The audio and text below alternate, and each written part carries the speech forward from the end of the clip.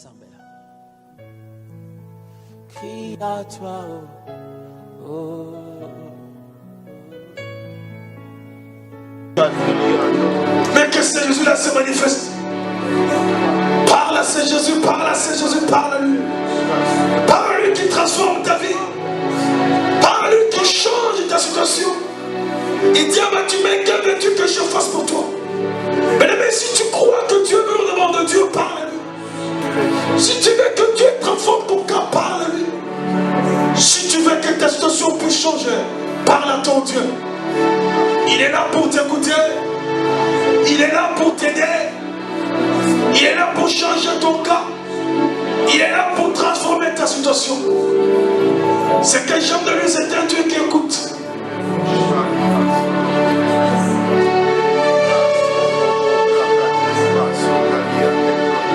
Jésus est là. Jésus nous écoute. Jésus est grand, Jésus est bon. Nous te parlons, Seigneur. Nous ne manquons pas de dire ce peuple te parle. Exauce la prière de chacun de nous, Seigneur. Écoute la façon de crier, c'est comme ça qu'ils crient devant de toi. Il y a des femmes, il y a des hommes qui ont des problèmes dans leur cœur, Seigneur. Tu es capable de tout. Tu es capable de tout. Tu es capable de tout. Au nom de Jésus.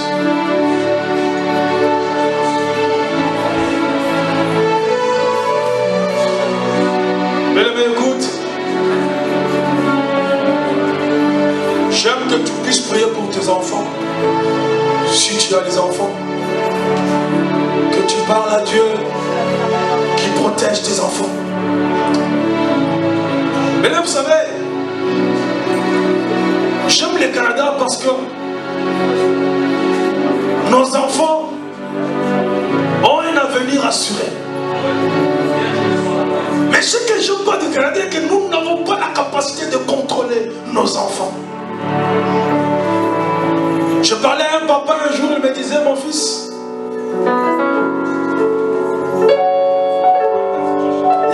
le seul problème qui me choque est que je ne réussis pas à éduquer mon enfant comme je le veux. Des fois, j'ai besoin de lui parler comme ça, mais ça arrive que je ne peux pas lui dire parce que si je lui dis, il peut m'accuser. Et il m'a déjà accusé une fois. Mais même là où nous ne pouvons pas être capables, mais il y a un Dieu qui peut t'aider. Il y a certaines phrases que tu ne peux pas dire à ton enfant de peur qu'il t'accuse. Mais il y a certaines phrases que Dieu peut lui dire pour dire, mon fils, ne fais pas ça, fais ça. Ne suis pas cette voie-là, suis cette voie. Est-ce que tu peux recommander tes enfants dans les mains de Dieu? Élève ta voix. Prie pour tes enfants au nom de Jésus. Tu n'as pas des enfants, prie pour tes frères et sœurs. Que Dieu les protège là où ils sont. Que Dieu les garde là où ils sont. Qu'ils puissent vivre dans la main de Dieu, de sa protection. Prie pour tes enfants, prie pour tes frères, prie pour tes sœurs.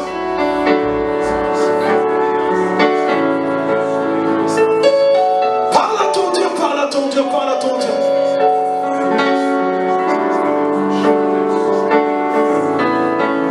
Jésus, je recommande mes frères et sœurs en te saintement. Là où ils sont, je veux que ta main soit sur eux. Que tu les protèges, que tu les sécurises. Que tu puisses leur faire du bien parce qu'ils en ont envie. Que tu écoutes les requêtes. Que tu suis leurs âmes. Que ta paix et ta joie soient dans leur vie. Sécurise nos familles respectives. Au nom puissant de Jésus, nous avons ainsi prié. Est-ce qu'on peut dire Amen? Amen, Amen. Est-ce que tu peux acclamer très fort pour le roi?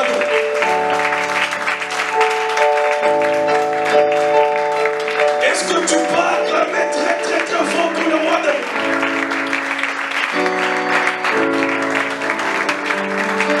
Que Dieu nous bénisse. Nous pouvons regarder nos places.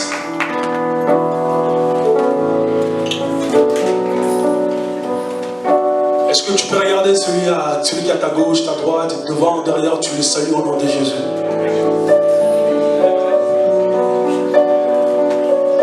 La salutation des enfants de Dieu, on rigole un peu. Il faut qu'il y ait un peu un sourire là. Est-ce que tu peux les saluer? Tu les salues vraiment? Il y a l'autre quand on dit salut, il croise les mains. C'est-à-dire qu'il refuse même que tu puisses pousser ta main vers lui. Est-ce que tu peux saluer ton frère, ta soeur? Moi j'ai vu quelqu'un faire ça. Amen.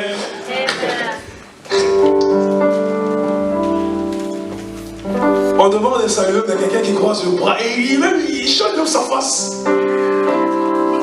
C'est que j'aime du Canada, il n'y a pas Ebola. On peut se saluer comme on veut. Amen. Cet esprit-là est resté de loin. Je parlais à un papa, c'était un Congolais aussi comme moi. Alors je t'ai arrimé, je lui ai dit papa, j'ai la toux et je suis arrimé, je ne sais pas si j'ai Ebola. Alors ne touche pas ma main. Mais il dit non. Tellement que tu as beaucoup mangé, Même si Ebola veut venir, mais va regarder, non, ça, je ne vais pas entrer. Je lui ai dit, mais la santé que j'ai, je peux séduire Ebola. Elle a dit, non, ça ne peut pas séduire. Vraiment, Dieu nous a fait grâce. Amen. Il n'y a pas la contamination ici.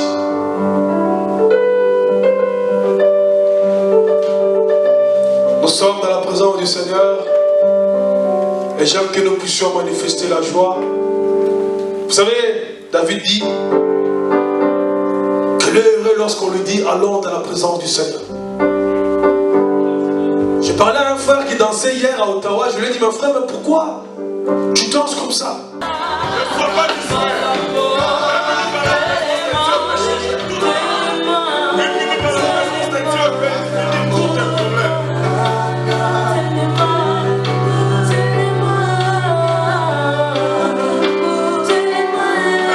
Commence à dire Seigneur, ce soir, j'aimerais voir ta gloire.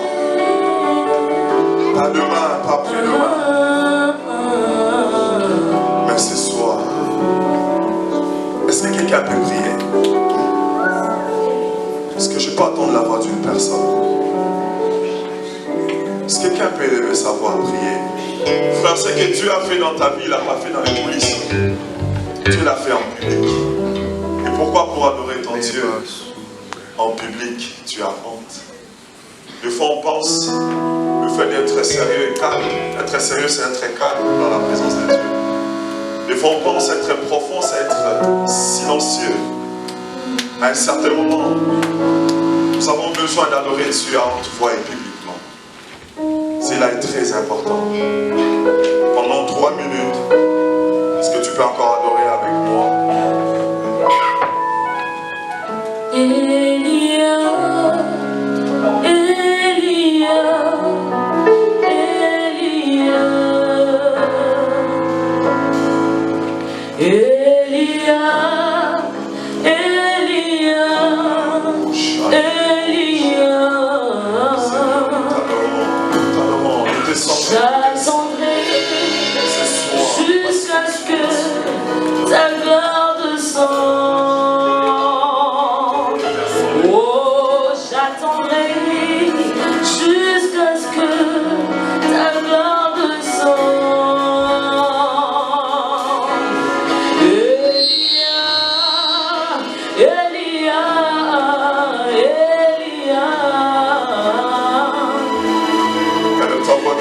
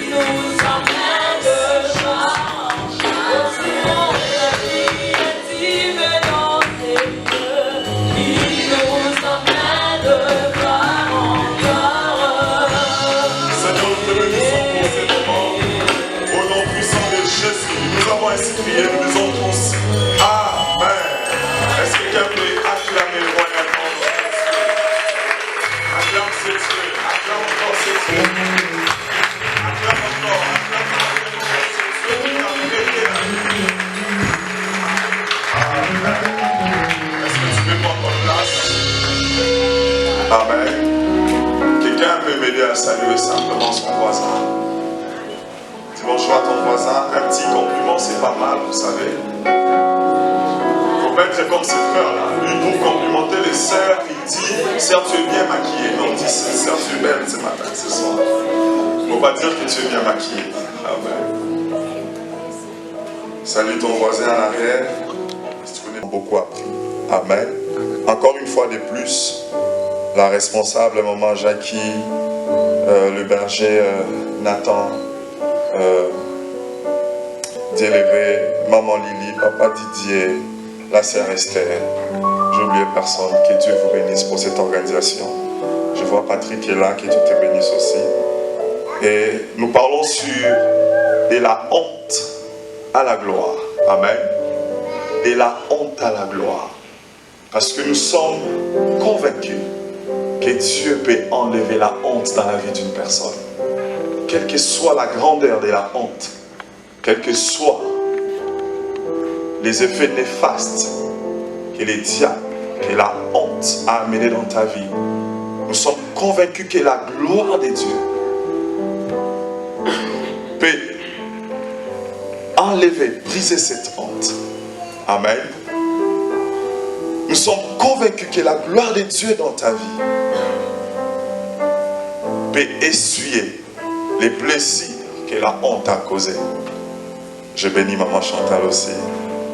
Je ne vois pas maman Marie, mais je la bénis aussi au nom puissant de Jésus. Sans oublier maman Doris, je la bénis et papa Didier aussi. Je les bénis, content de vous voir. Alors comme je disais tantôt, je vais lire dans Jean 17, 22. À Ottawa, nous sommes habitués de lire la parole de Dieu debout. Je sais que tu es fatigué, mais donne-moi 15 minutes, je suis sûr que tu seras béni. On va parler pendant 15-20 minutes, on va prier, puis on va laisser la place pour la célébration avec les pasteurs Henri. Est-ce que tu peux te mettre debout? On va faire une lecture ensemble. On va honorer la parole de Dieu, Jean 17. Jean 17, 22, la Bible dit ceci. « Je leur ai donné la gloire que tu m'as donnée, afin qu'ils soient un comme nous sommes un, moi en eux, toi en moi, afin qu'ils soient parfaitement un, et que les mondes connaissent que tu m'as envoyé, et que tu les as aimés comme tu m'as aimé. » Je répète encore, je leur ai donné la gloire que tu m'as donnée, afin qu'ils soient un comme nous sommes un, moi en eux et toi en moi, afin qu'ils soient parfaitement un, et que les mondes connaissent que tu m'as envoyé, et que tu les as aimés comme tu m'as aimé. Est-ce que quelqu'un peut acclamer pour la parole de Dieu? Jésus-Christ est en train de faire cette prière. Prenez place s'il vous plaît. Il est en train de parler au Père. Il dit, je leur donne la gloire que tu m'as donnée. Cette gloire va permettre qu'ils puissent être un. Et cette gloire va permettre que nous aussi, que nous puissions être un avec eux. Cette gloire va attester l'amour de Dieu dans leur vie. Cette gloire va confirmer aux yeux du monde que tu les aimes et que tu m'aimes aussi. Alors je dirais ceci, ne pas vivre dans la gloire de Dieu, c'est compromettre l'amour de Dieu dans ta vie. Aux yeux du monde, aux yeux de toutes ces personnes qui t'entourent, si ta vie ne dégage pas l'odeur de la gloire de Dieu, cela compromet même la mission de Jésus-Christ. Parce qu'il dit ici dans sa prière, afin que le monde sache, non seulement que tu m'as aimé, mais aussi que tu m'as envoyé. La gloire de Dieu dans ta vie, frères et sœurs, est un message pour le monde. Je suis convaincu aujourd'hui, une des meilleures façons de faire l'évangélisation dans ces temps, c'est au travers de ta vie, au travers de ta famille. Quand le monde va voir ce que Dieu accomplit pour toi et par toi, ils vont témoigner et ils vont attester que notre Dieu est réellement vivant. Et il est allé à la croix et il a crié, tout est accompli. Je suis convaincu que nous sommes dans un temps où les gens non seulement vont lire la Bible pour voir ou comprendre la gloire de Dieu, en plus de la Bible, ils vont voir les réalisations de Dieu dans ta vie pour confirmer que Dieu est réellement vivant et que Dieu t'aime. Frères et sœurs, nos vies est un message. Voilà pourquoi il est important, comme étant enfant de Dieu, de vivre sous la gloire de Dieu, afin de mettre un bon message, afin d'envoyer un bon message. Je me rappelle, un pasteur a été révolutionné par un païen. Pendant qu'il était à l'évangélisation, en train de parler de Dieu, la personne qui était juste à côté de lui posa la question: si c'est Dieu que tu me prêches est ton Dieu, je ne pense pas que je vais accepter. Et il lui posa la question: pourquoi? Il dit: parce que je ne vois aucun signe de ces dieux glorieux dont tu me parles dans ta vie. Alors pourquoi moi je vais l'accepter? Pourquoi tu me parles de l'éternité du ciel si sur cette terre je ne peux pas voir ce que tu me promets dans le ciel? Avant que je puisse croire qu'il y a la gloire dans l'éternité, il faut que je puisse voir cette gloire dans ta vie.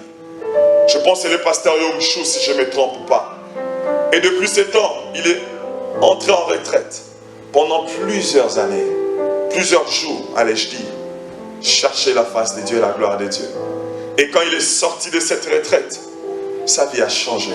Frères et sœurs, nous devons désirer la gloire de Dieu dans notre vie.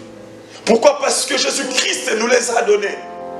Quand j'entends cette prière, c'est là que je comprends tous ces trous des ennemis que les apôtres ont passé à côté de Jésus-Christ. Ils fonctionnaient sous la gloire de Jésus-Christ, mais eux-mêmes n'avaient pas la gloire de Dieu en eux. Parce qu'il a dit: je vous donne la gloire. Parce qu'en réalité, pendant ces moments, même s'ils ont opéré des miracles, même s'ils étaient à côté de Jésus-Christ, ils étaient sous l'ombre de la gloire de Jésus. Laisse-moi te dire, il y a plusieurs chrétiens à l'église aujourd'hui qui sont vivants, debout, en bonne santé.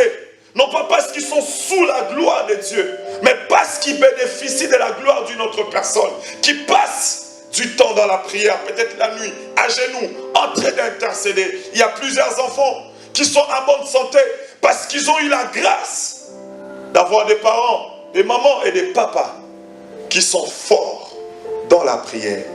En réalité, il n'y a pas la gloire de Dieu dans leur vie, mais ils bénéficient de la gloire d'une autre personne. C'est alors que Jésus-Christ dit: je vous donne la gloire. La gloire que mon Père m'a donnée. Parce que quand bien même vous êtes à côté de moi, vous avez besoin de cette gloire. C'est pour cela plus tard vous allez comprendre, Christ dit: allez-y encore, attendez jusqu'à ce que le Saint-Esprit viendra avant de faire toutes choses. Parce que le Saint-Esprit amène la gloire du Père dans la vie d'une personne. J'insiste, il est temps que ta vie puisse montrer la gloire de Dieu. Il insiste, la gloire de Dieu, ce n'est pas seulement pour toi. La gloire de Dieu n'a rien à voir avec toi d'abord. La gloire de Dieu, c'est d'abord pour montrer au monde que Dieu t'aime et que Dieu a envoyé Jésus-Christ à la croix. Frère, combien d'entre nous constituent maintenant des blocages pour l'œuvre de Dieu? Combien d'entre nous constituent des blocages pour l'évangélisation? J'ai toujours dit et je crois fortement, la première évangélisation doit commencer d'abord à l'église. Que les chrétiens soient des vases d'honneur, que les chrétiens soient des vases qui portent la gloire de Dieu. Et cette gloire va parler par elle-même. Il y a un homme dans la Bible, on va aller vite, qui s'appelait Jacob. La Bible dit, quand vous lisez dans Genèse, cette histoire, on va aller vite, à un certain moment de sa vie, il était en cavale, en train de fuir son frère, parce qu'il avait volé l'héritage de son frère. Il était effrayé parce que physiquement son frère était puissant. Son frère était puissant financièrement, puissant en autorité, puissant en nombre des hommes et de bêtes. Et lui il était loin en train de fuir, Jacob. Et à un certain moment, pendant sa fuite, la Bible dit ceci. Pendant qu'il dormait à Péniel, il a rencontré la gloire de Dieu.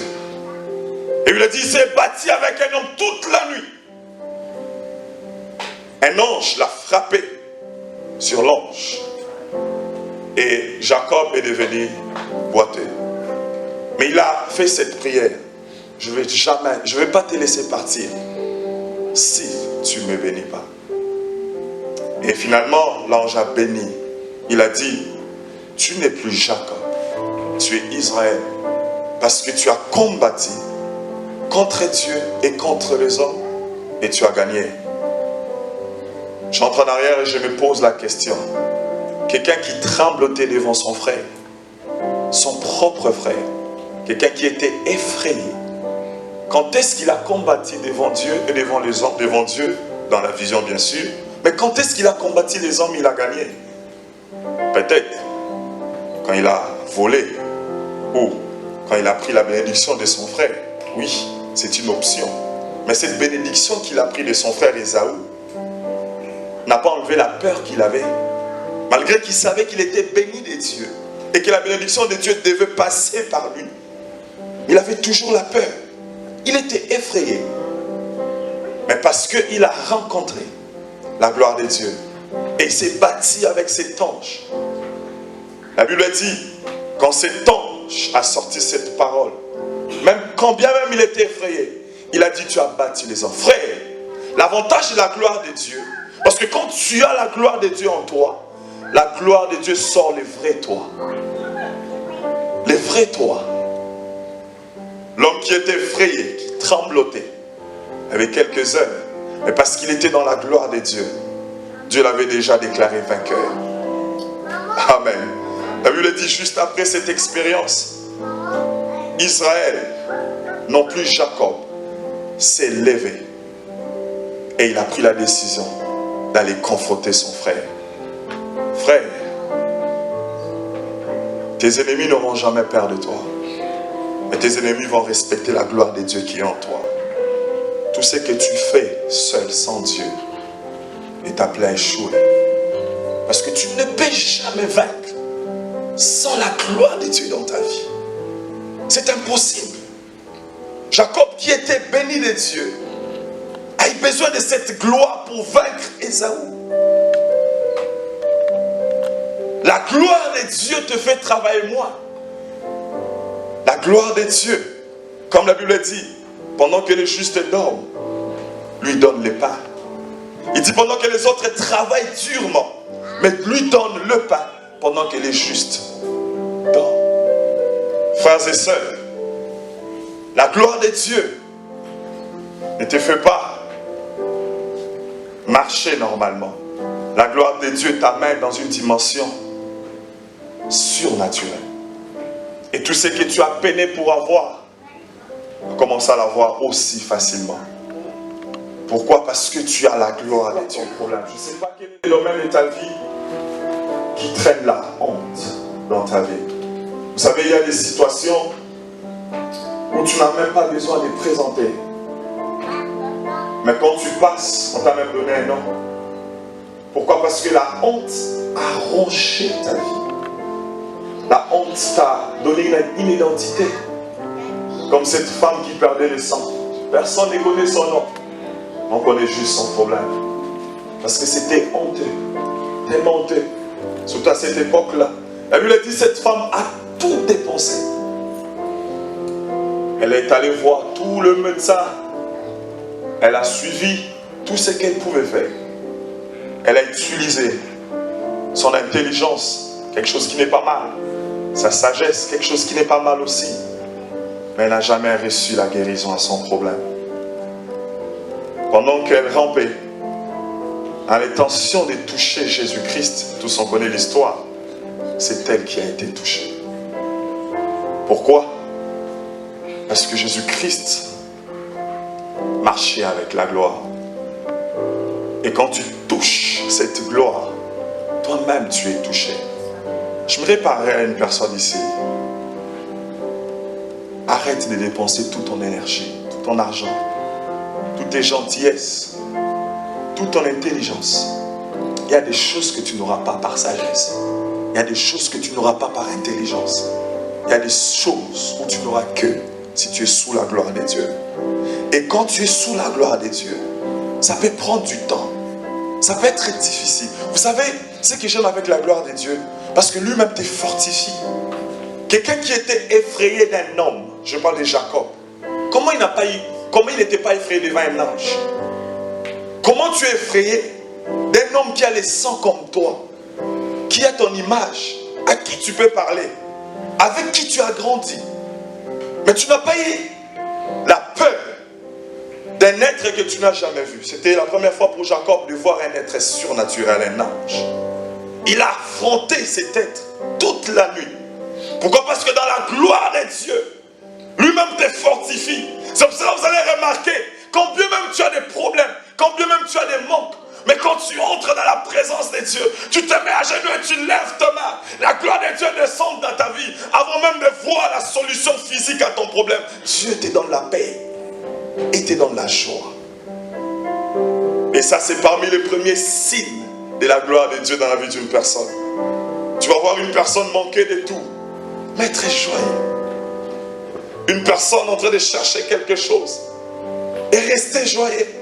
Parce que la gloire de Dieu amène la joie.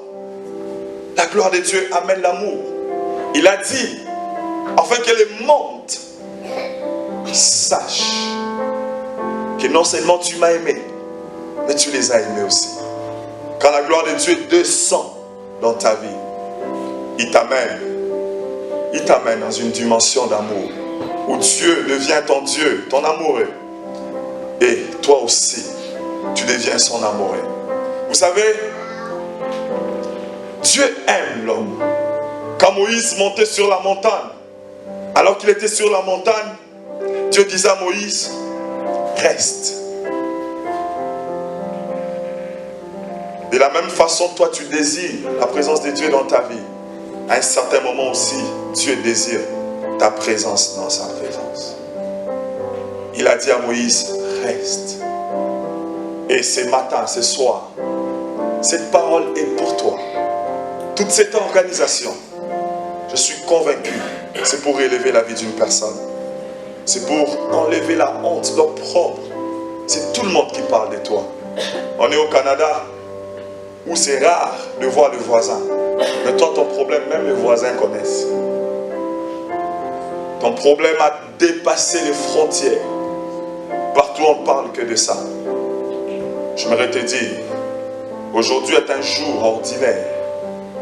Mais en réalité, spirituellement, est un jour extraordinaire. Parce que la gloire de Dieu, tu la verras aujourd'hui. Si tu joins ta foi à ma foi, tu verras la gloire de Dieu dans ta vie. Et tu vas commencer une nouvelle vie. Mais il y a un problème.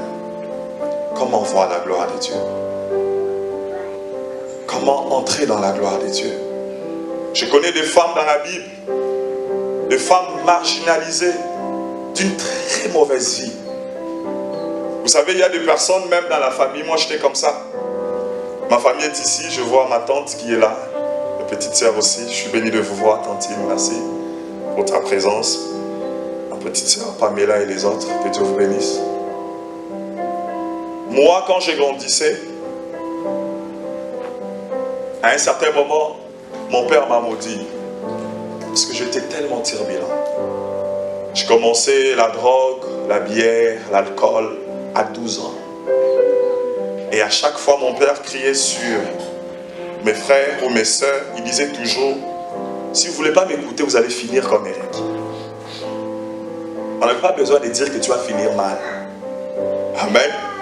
Quand il dit tu vas finir comme Eric, tout le monde comprenait qu'est-ce que ça veut dire. La honte. Dans les quartiers où j'étais à l'époque, quand tu vas aller chercher un ami de ton âge pour aller jouer même au soccer, la maman dit non, pas toi. Parce qu'il savait, ça prenait 3 jours. J'allais gagner ton fils. Parce que j'étais un évangéliste, mais du diable. J'ai gagné. Alléluia. Donc si je te vois un enfant de mon âge, 12 ans, 13 ans, tu ne fumes pas, je te dis, mais tu es humain toi. Comment tu ne peux pas fumer? Tu es un homme, il faut que tu fumes. Et les gens couraient. Quand ils me voyaient, ils couraient dans mon quartier de foi. Mais quand j'ai rencontré Jésus-Christ, je suis devenu un exemple. Parce que la gloire de Dieu était dans ma vie. Si tu pars dans mon quartier, on va te dire, amen. Certes que je ne suis pas parfait parce que je suis un humain, mais la gloire de Dieu, au travers de moi, a touché plusieurs personnes. C'est mon dernier point. On ne peut pas parler de la gloire de Dieu sans parler de l'influence. Il dit enfin que les mondes connaissent que tu m'as envoyé. Donc ça veut dire le deuxième signe de la gloire de Dieu dans ta vie, c'est par rapport aussi à l'influence. C'est par rapport aussi à l'impact que cette gloire cause dans ton environnement. Frère, quand la gloire de Dieu est dans ta vie, que tu les veuilles ou pas, même inconsciemment, tu impactes positivement ton environnement. Même quand ta vie physique ne donne pas de signaux de cette gloire, mais tu impactes. Je parlais de Naomi. Vous connaissez l'histoire de Naomi? Cette dame avait perdu son mari, ses petits-fils. Il n'avait pas de petits-fils et ses fils. Mais Ruth s'est attachée à cette dame. Il dit, ton Dieu sera mon Dieu. Mais on parle de quel Dieu? On parle de quel Dieu? Je n'ai pas de mari. Je n'ai pas des enfants. Je n'ai rien. Mais pourquoi tu veux t'attacher à mon Dieu? Quand la gloire de Dieu descend dans ta vie, tu émets des choses que toi-même tu ne comprends même pas. Pendant que Naomi pensait qu'elle n'avait plus rien à donner, mais en réalité, il y avait quelque chose qui criait fort en lui. Et cette chose a attiré et impacté le monde. Mais regarde ton environnement.